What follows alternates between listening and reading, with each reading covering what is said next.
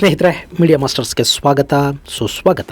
ಗೆಳೆಯರೆ, ರಷ್ಯಾದ ರಾಜಧಾನಿ ಮಾಸ್ಕೋದ ಹೊರವಲಯದಲ್ಲಿನ ಕ್ರಾಕಸ್ ಸಿಟಿ ಹಾಲ್ ಮೇಲೆ ಶುಕ್ರವಾರ ನಡೆದ ದಾಳಿಯ ಆರೋಪಿಗಳನ್ನ ರಷ್ಯಾ ಬಂಧಿಸಿದೆ. ಅವರಿಗೆ ರಷ್ಯಾದ ತನಿಖಾಧಿಕಾರಿಗಳು ಕೊಟ್ಟಿರೋ ಟ್ರೀಟ್ಮೆಂಟ್ ನ ಭಯಾನಕ ವಿಡಿಯೋ ಒಂದು ವೈರಲ್ ಕೂಡ ಆಗ್ತಾ ಇದೆ. ಮತ್ತೊಂದು ಕಡೆ ಈ ದಾಳಿನ ನೆಪ ಮಾಡಿಕೊಂಡು ರಷ್ಯಾ ಯುಕ್ರೇನಿನ ಮೇಲೆ ತನ್ನ ದಾಳಿಯನ್ನು ತೀವ್ರವಾಗಿ ಹೆಚ್ಚು ಮಾಡ್ತಾ ಇದೆ. ಒಂದೇ ಸಮಯಕ್ಕೆ ಯುಕ್ರೇನ್ನ ರಾಜಧಾನಿ ಕೀವ್ ನಗರವನ್ನ ರಷ್ಯಾದ ಮಿಸೈಲುಗಳು ಕುಟ್ಟಿ ಪುಡಿ ಮಾಡ್ತಾ ಇವೆ. ಈ ಮಧ್ಯೆ ನ್ಯಾಟೋ ಸದಸ್ಯ ದೇಶ ಪೋಲೆಂಡ್ನ ವಾಯುಗಡಿಯನ್ನು ಕೂಡ ರಷ್ಯಾ ಉಲ್ಲಂಘನೆ ಮಾಡಿದ್ದು, ಈ ಮೂಲಕ ವ್ಲಾದಿಮಿರ್ ಪುತಿನ್ ನ್ಯಾಟೋ ದೇಶಗಳಿಗೆ ಕೂಡ ಯುದ್ಧಕ್ಕೆ ಆಹ್ವಾನ ಕೊಡುವ ಪ್ರಯತ್ನವನ್ನು ಮಾಡಿದ್ದಾರೆ. ಒಟ್ಟಾರೆ ತನ್ನ ಮೇಲೆ ನಡೆದ ಭಯೋತ್ಪಾದಕರ ದಾಳಿಯಿಂದ ರಷ್ಯಾ ಕೆರಳಿ ಕೂತಿರುವುದು ಕಾಣ್ತಾ ಇದೆ. ಹಾಗಾದ್ರೆ ರಷ್ಯಾದ ಮೇಲೆ ದಾಳಿ ಮಾಡಿದವರ ಕಥೆ ಏನಾಗ್ತಾ ಇದೆ? ಯುಕ್ರೇನ್ ಮೇಲೆ ರಷ್ಯಾ ಗೂಬೆ ಕೂರಿಸೋದಕ್ಕೆ ಹೋಗ್ತಾ ಇರೋದು ಯಾಕೆ? ಮತ್ತು ಐಸಿಸ್ ಉಗ್ರರಿಗೆ ರಷ್ಯಾ ಮೇಲೆ ಯಾಕೆ ಇಷ್ಟೊಂದು ಸಿಟ್ಟು? ಅಲ್ಲಿ ಯಾಕೆ ಐಸಿಸ್ ಕಾರ್ಯಚಟುವಟಿಕೆಗಳು ಹೆಚ್ಚಾಗ್ತಾ ಹೋಗ್ತಾ ಇವೆ ಅನ್ನೋದ್ರ ಬಗ್ಗೆ ಒಂದಷ್ಟು ಮಾಹಿತಿಯನ್ನ ನಾವಿಲ್ಲಿ ನೋಡೋಣ.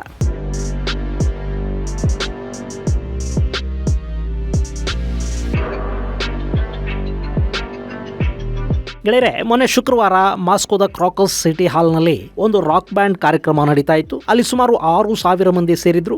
ಆ ಹಾಲ್ ಮೇಲೆ ಭಯೋತ್ಪಾದಕರ ದಾಳಿ ನಡೀತು. ಸ್ಫೋಟಕಗಳನ್ನು ಬಳಸಿದ್ರಿಂದ ಬೆಂಕಿಯ ಜ್ವಾಲೆಗಳಿದ್ವು. ಅದರ ಜೊತೆಗೆ ಉಗ್ರನೊಬ್ಬ ಜನರ ಮೇಲೆ ಏಕಾಏಕಿ ಬಂದೂಕಿನಿಂದ ಗುಂಡು ಹಾರಿಸೋದಕ್ಕೆ ಶುರು ಮಾಡಿದ. ಜನ ಗಾಬರಿಯಾದ್ರು.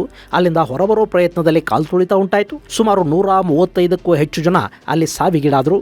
106 ಮಂದಿ ತೀವ್ರವಾಗಿ ಗಾಯಗೊಂಡ್ರು. ಈ ಬಗ್ಗೆ ರಷ್ಯಾದ ತನಿಖಾ ಏಜೆನ್ಸಿಗಳು ತಕ್ಷಣ ಕಾರ್ಯಪ್ರವೃತ್ತ ಆದವು. ದಾಳಿಕೋರರಿಗಾಗಿ ಹುಡುಕಾಟ ಶುರುವಾಯಿತು. ಈ ಘಟನೆ ನಡೆದ 14 ಗಂಟೆಗಳ ಒಳಗಾಗಿ ಆರೋಪಿಗಳ ಬಂಧನ ಕೂಡ ನಡೆದು ಹೋಯಿತು. ಅಲ್ಲಿ 4 ಮಂದಿಯನ್ನ ಮಾಸ್ಕೋದಿಂದ 400 ಕಿಲೋಮೀಟರ್ ದೂರದ ಬ್ರಾನ್ಸ್ಕ್ ಪ್ರಾಂತದಲ್ಲಿ ಬಂಧನಕ್ಕೀಡು ಮಾಡಲಾಯಿತು ಅಂತ ರಷ್ಯಾದ ಏಜೆನ್ಸಿಗಳು ಹೇಳಿದ್ರು. ಗೆಳೆಯರೆ, ಬ್ರಾನ್ಸ್ಕ್ ಅಂದ್ರೆ ನೀವಿಲ್ಲಿ ಮ್ಯಾಪ್ ಅಲ್ಲಿ ನೋಡ್ತಾ ಇದ್ದೀರಲ್ಲ, ಈ ಪ್ರದೇಶ ಇದು ಒಂದು ಕಡೆ ಬೆಲಾರೂಸ್, ಮತ್ತೊಂದು ಕಡೆ ಯುಕ್ರೇನ್ ಅನ್ನ ಗಡಿಯಾಗಿ ಹೊಂದಿರುವ ಪ್ರದೇಶ. ಈ ಆರೋಪಿಗಳು ಇಲ್ಲಿಂದ ಯುಕ್ರೇನ್ಗೆ ಹೋಗುವ ಪ್ರಯತ್ನದಲ್ಲಿದ್ರು. ಅವರನ್ನ ನಾವು ಗಡಿಯಲ್ಲಿ ಬಂಧಿಸಿದ್ವಿ ಅಂತ ರಷ್ಯಾ ಹೇಳ್ಕೊಳ್ತಾ ಇದೆ. ಅಷ್ಟೇ ಅಲ್ಲ, ಆರೋಪಿಗಳನ್ನ ಯುಕ್ರೇನ್ನ ಗಡಿಯಲ್ಲಿ ಬಂಧಿಸಿದ ಕಾರಣವನ್ನು ಕೊಟ್ಟು ಈ ದಾಳಿಯ ಹಿಂದೆ ಯುಕ್ರೇನ್ನ ಕೈವಾಡ ಇದೆ ಅಂತ ರಷ್ಯಾ ಆರೋಪ ಕೂಡ ಮಾಡ್ತಾ ಇದೆ. ಇನ್ನು ಇಲ್ಲಿ ಬಂಧಿತರಿದಾರಲ್ಲ, ಇವರನ್ನ ದಲೇರ್ಜನ್ ಮಿರ್ಜೋಯೇವ್, ಸೈಯದ್ ಅಕ್ರಮಿ ಮೊರೋದಾಲಿ, ರಚಾ ಬಲಿಜೋಡಾ, ಶಮ್ಸಿದೀನ್ ಫರುದಿನಿ, ಮೊಹಮ್ಮದ್ ಸಾಬಿರ್ ಫೈಜೋವ್ ಅಂತ ಗುರುತಿಸಲಾಗಿದೆ.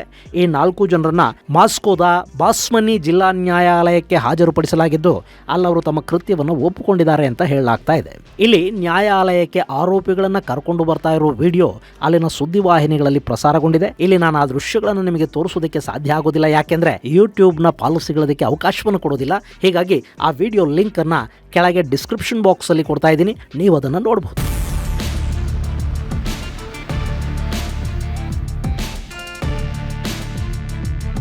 ನಾಲ್ಕು ಆರೋಪಿಗಳನ್ನ ರಷ್ಯಾದ ಪೊಲೀಸರು ತುಂಬಾ ಚೆನ್ನಾಗಿ ಇಂಟ್ರೋಗೇಟ್ ಮಾಡಿದ್ದಾರೆ. 3 ಮಂದಿ ನ್ಯಾಯಾಲಯಕ್ಕೆ ನಡ್ಕೊಂಡು ಬಂದ್ರೆ ಒಬ್ಬನನ್ನ ವೀಲ್ ಚೇರ್ ಮೇಲೆ ಕರ್ಕೊಂಡು ಬರಲಾಯಿತು. ಆ 3ರ ಪೈಕಿ ಒಬ್ಬ ಸಂಪೂರ್ಣ ಬಗ್ಗಿದ ಸ್ಥಿತಿಯಲ್ಲಿ ನ್ಯಾಯಾಲಯಕ್ಕೆ ಬಂದ. ಅವರನ್ನ ಅಲ್ಲಿ ಗ್ಲಾಸ್ ಅಳವಡಿಸಲಾಗಿದ್ದ ಕಟಕಟೆಯಲ್ಲಿ ಕೂರಿಸಲಾಗಿತ್ತು. ಈ 4 ಮಂದಿಯ ಪೈಕಿ ಮಿರ್ಜಾಯೇವ್ ಮತ್ತು ಸೈಯದ್ ಅಕ್ರಮಿ ಇಬ್ಬರ ಮುಖದ ಮೇಲೆ ಹೊಡೆತದ ಗುರುತುಗಳಿವೆ.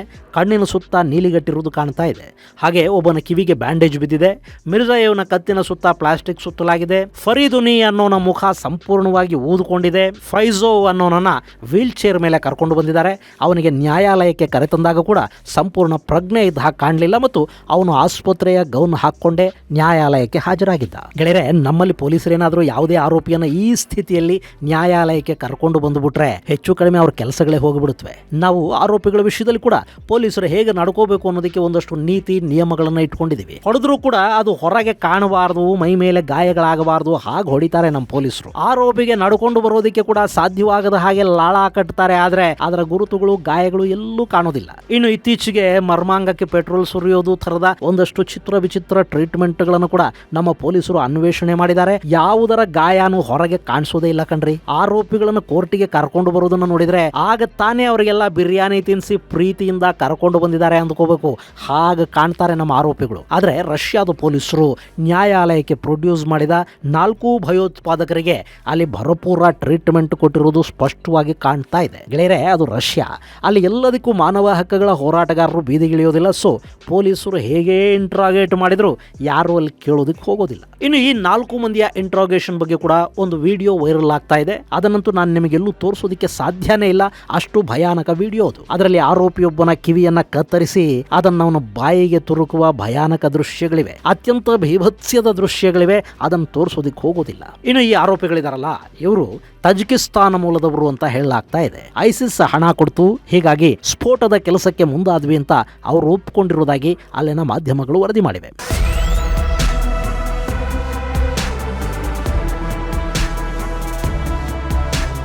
ಈ ಐಸಿಸ್ಗೆ ರಷ್ಯಾದ ಮೇಲೆ ಯಾಕೆಷ್ಟು ಸಿಟ್ಟು?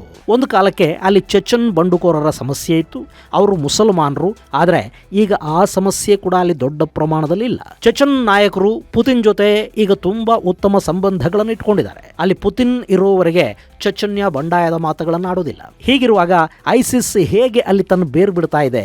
ಯಾಕೆ ಐಸಿಸ್ ರಷ್ಯಾದ ಮೇಲೆ ದಾಳಿ ಮಾಡ್ತಾ ಇದೆ? ಇದು ನಮಗೆ ಅರ್ಥ ಆಗಬೇಕು ಅಂದ್ರೆ ಈ ಐಸಿಸ್ ಅನ್ನು ನಾವು ಅರ್ಥ ಮಾಡ್ಕೋಬೇಕು. ಇದು ಇಡೀ ಜಗತ್ತಲ್ಲಿ ಇಸ್ಲಾಮಿಕ್ ಆಡಳಿತವನ್ನು ತರುವ, ಖಲೀಫತ್ ಆಡಳಿತವನ್ನು ಜಗತ್ತಿನ ಮೇಲೆ ಹೇರುವ ಕನಸು ಹೊತ್ತ ಸಂಘಟನೆ. ಯಾರು ಅಲ್ಲಾಹೋ ಅಕ್ಬರ್ ಅಂತ ಹೇಳೋದಿಲ್ಲ, ಅವರು ಯಾರು ಈ ಜಗತ್ತಲ್ಲಿ ಇರಲೇಬಾರದು ಅಂತ ಬಯಸುವ ಉಗ್ರ ಮತೀಯವಾದಿ ಸಂಘಟನೆ ಇದು. ಇಸ್ಲಾಮೇತರರನ್ನ ಯಾರನ್ನೂ ಸಹಿಸದ ಐಸಿಸ್ ಸಹಜವಾಗಿ ಕ್ರೈಸ್ತರ ಮೇಲೆ ಕೂಡ ದ್ವೇಷವನ್ನು ಕಾರತ್ತೆ. ಕ್ರೈಸ್ತ, ಯಹೂದಿ, ಹಿಂದೂ, ಎಥಿಸ್ಟು, ಅನಿಮಿಸ್ಟು ಯಾರು ಕೂಡ ಈ ಜಗತ್ತಲ್ಲಿ ಇರಬಾರದು ಅಂತ ಬಯಸುವ ಮತೀಯ ಅಸಹಿಷ್ಣುಗಳಿವರು. ಇಂಥ ಐಸಿಸ್ಗೆ 2 ಕಾರಣಗಳಿಗಾಗಿ ರಷ್ಯಾದ ಮೇಲೆ ಸಿಟ್ಟಿದೆ. ಸಿರಿಯಾದಲ್ಲಿ ಬಶರ್ ಅಲ್ ಅಸಾದ್ ಸರ್ಕಾರಕ್ಕೆ ರಷ್ಯಾ ಬೆಂಬಲ ಕೊಡ್ತಾ ಇದೆ ಅನ್ನೋದು ಒಂದು ಕಾರಣ.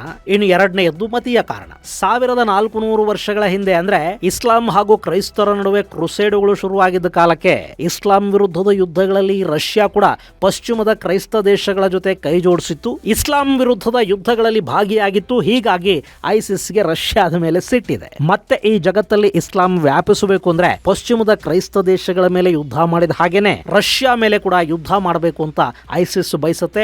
ಈ ಕಾರಣಗಳಿಂದ ರಷ್ಯಾದಲ್ಲಿ ಐಸಿಸ್ ಉಗ್ರರ ಉಪಟಳ ಹೆಚ್ಚಾಗ್ತಾ ಹೋಗ್ತಾ ಇದೆ. ಬೇರೆ ಪಾಕಿಸ್ತಾನದಿಂದ ನೈಜೀರಿಯಾದವರೆಗೆ ಐಸಿಸ್ ನ ಪ್ರೊಪಗಂಡ ಏನಿದೆ ಅದು ಹೇಳೋದು ಇದೇ ಮಾತನ್ನೇ. ಯಾರು ಇಸ್ಲಾಂ ವಿರುದ್ಧ ಈ ಹಿಂದೆ ಯುದ್ಧ ಮಾಡಿದ್ರು ಅಥವಾ ಇಸ್ಲಾಂಗೆ ಯಾರನ್ನ ಸಂಪೂರ್ಣವಾಗಿ ಮಣಿಸೋದಕ್ಕೆ ಸಾಧ್ಯವಾಗಲಿಲ್ಲ, ಅವರೆಲ್ಲರನ್ನ ಈಗ ಮಟ್ಟ ಹಾಕಿ ಬಿಡಬೇಕು. ಅದಕ್ಕಾಗಿ ಜಿಹಾದ್ ಅನ್ನೋ ಪ್ರೊಪಗಂಡಾನ ಐಸಿಸ್ ಬಿತ್ತುತ್ತಾ ಇದೆ. ಅದರ ಭಾಗವಾಗಿ ರಷ್ಯಾನ ಕೂಡ ಟಾರ್ಗೆಟ್ ಮಾಡ್ಕೊಳ್ತಾ ಇದೆ. ಇನ್ನು ನಾರ್ತ್ ಕಾಕಸಸ್ ನ ಭಾಗದಲ್ಲಿ, ಅಂದ್ರೆ ಕಾಕಸ್ ಪರ್ವತದ ಉತ್ತರ ಭಾಗದಲ್ಲಿ ಡೇಗೆಸ್ತಾನ, ಇಗುಶೈತಾ, ಕಬಾರ್ದಿನೋ ಬಲ್ಕಾರಿಯಾ, ಕರಾಚಿಯಾ, ಚರ್ಕೇಸಿಯಾ, ಚೆಚನ್ಯಾ ಹಾಗೆ ಕಜಕಿಸ್ತಾನದ ಮೇಲ್ಭಾಗದಲ್ಲಿ ಬರುವ ತತರಸ್ತಾನ್, ಬಾಷ್ಕೋರ್ತೋಸ್ತಾನ್ ಇವೆಲ್ಲ ಕೂಡ ರಷ್ಯಾದಲ್ಲಿನ ಮುಸ್ಲಿಂ ಬಾಹುಳ್ಯದ ಪ್ರಾಂತಗಳು. ಗೆಳೆಯರೆ, ರಷ್ಯಾದ ಒಟ್ಟು ಜನಸಂಖ್ಯೆ ಏನಿದೆ ಅದರಲ್ಲಿ 18% 20% ಮುಸಲ್ಮಾನರಿದ್ದಾರೆ.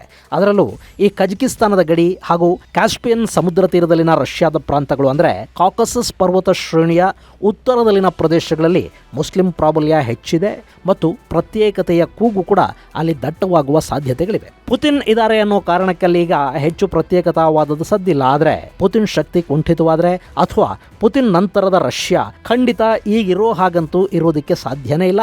ಅದು ಗೊತ್ತಿರೋದ್ರಿಂದಲೇ ಅಲ್ಲಿನ ಉಗ್ರವಾದವನ್ನು ಮಟ್ಟ ಹಾಕೋದಕ್ಕೆ ರಷ್ಯಾ ದೊಡ್ಡ ಮಟ್ಟದಲ್ಲಿ ಪ್ರಯತ್ನ ಮಾಡ್ತಾ ಇದೆ. ಹಾಗೆ ಈ ದಾಳಿಯ ನಂತರದ ವಿಪರ್ಯಾಸ ಅಂದ್ರೆ ರಷ್ಯಾದ ಅಧ್ಯಕ್ಷ ಪುತಿನ್ ತಮ್ಮ ಭಾಷಣದಲ್ಲಿ ಒಂದೇ ಒಂದು ಬಾರಿ ಕೂಡ ಐಸಿಸ್ನ ಹೆಸರನ್ನು ತಗೊಂಡಿಲ್ಲ. ಬದಲಾಗಿ ಯುಕ್ರೇನ್ ವಿರುದ್ಧ ಹರಿಹಾಯ್ದಿದ್ದಾರೆ. ರಷ್ಯಾದ ಮೇಲೆ ಭಯೋತ್ಪಾದಕ ದಾಳಿಯನ್ನ ಯುಕ್ರೇನ್ ಮಾಡಿಸ್ತಾ ಇದೆ ಅಂತ ಹೇಳಿರೋ ಪುತಿನ್ ಪ್ರತೀಕಾರದ ಮಾತುಗಳನ್ನಾಡಿದ್ದಾರೆ ಮತ್ತು ಅದರ ಬೆನ್ನಲ್ಲೇ ಯುಕ್ರೇನ್ ನಗರದ ಮೇಲೆ ರಷ್ಯಾದ ದಾಳಿ ಕೂಡ ತೀವ್ರವಾಗ್ತಾ ಇದೆ. ಸುಮಾರು 50ಕ್ಕೂ ಹೆಚ್ಚು ಕ್ರೂಸ್ ಮಿಸೈಲ್ಗಳು ಯುಕ್ರೇನಿನ ನಾನಾ ನಗರಗಳನ್ನು ಪುಡಿಗುಟ್ತಾ ಇವೆ. ಅಲ್ಲಿನ ವಿದ್ಯುತ್ ಸ್ಥಾವರಗಳನ್ನು ಸಂಪೂರ್ಣವಾಗಿ ಹಾಳು ಮಾಡಲಾಗಿದೆ. ಜನವಸತಿ ಹಾಗೂ ಶಾಲೆಗಳನ್ನು ಕೂಡ ಬಿಡದೆ ರಷ್ಯಾ ದಾಳಿಯನ್ನು ಮುಂದುವರಿಸ್ತಾ ಇದೆ. ಈ ನಡುವೆ ಭಾನುವಾರ ಬೆಳಗಿನ ಜಾವ ರಷ್ಯಾ ಹಾರಿಸಿದ ಕ್ರೂಸ್ ಮಿಸೈಲ್ ಪಕ್ಕದ ಪೋಲ್ಯಾಂಡ್ ವಾಯುಗಡಿಯನ್ನ ಉಲ್ಲಂಘನೆ ಮಾಡಿದೆ ಅನ್ನೋ ಆರೋಪವನ್ನು ಪೋಲ್ಯಾಂಡ್ ಮಾಡ್ತಾ ಇದೆ.